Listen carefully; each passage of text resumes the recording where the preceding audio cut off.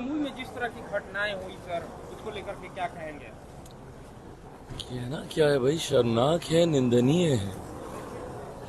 जिस तरीके से हमारे परिवार के बारे में अपशब्दों का इस्तेमाल किया गया, दुख इस बात का है कि हमारे छोटे भाई की मौजूदगी में ये सारी घटना घटी और वो खामोश रहे।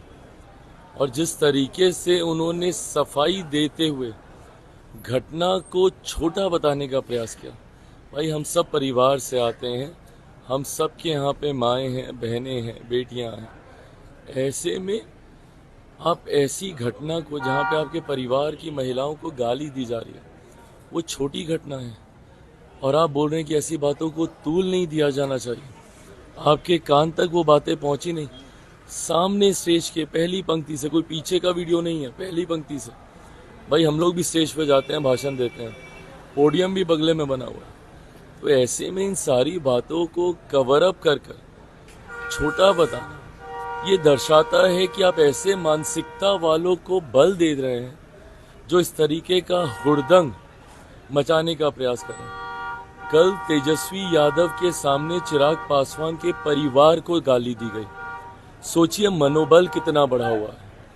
क्या ये वही जंगल राज नहीं है जो 90 के दशक में जिस डर से घर से माँ, बहन, बेटियां निकलती नहीं थी, और ये कहीं ना कहीं अब वही पुराना आरजेडी का कल्चर अब बाहर आ रहा है।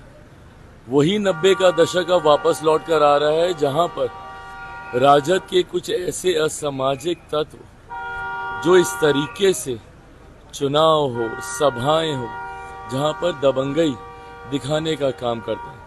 मैं नहीं मानता सभ्य समाज में ऐसी भाषा की कहीं कोई जगह है।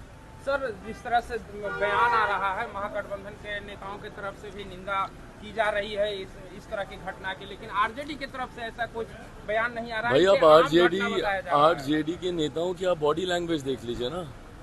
कल दिन भर कोई भी न्यूज चैनल आप उठाकर देखिए, कम से कम आप इस पे कार्रवाई तो कीजिए।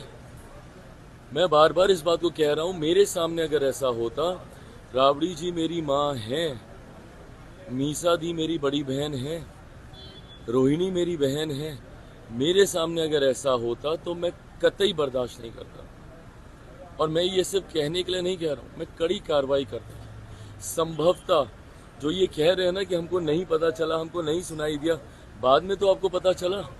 बाद में आके क्या किया? आपने बोला कि ऐसी बातों को तूल नहीं देना चाहिए। आपने एक बार भी ये बोला कि जो हुआ है वो गलत है।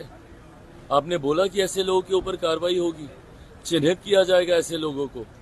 सभा आपकी थी ना, उसके बाद जिस तरीके से आप इसको जस्टिफाई कर रहे हैं, ये गलत है।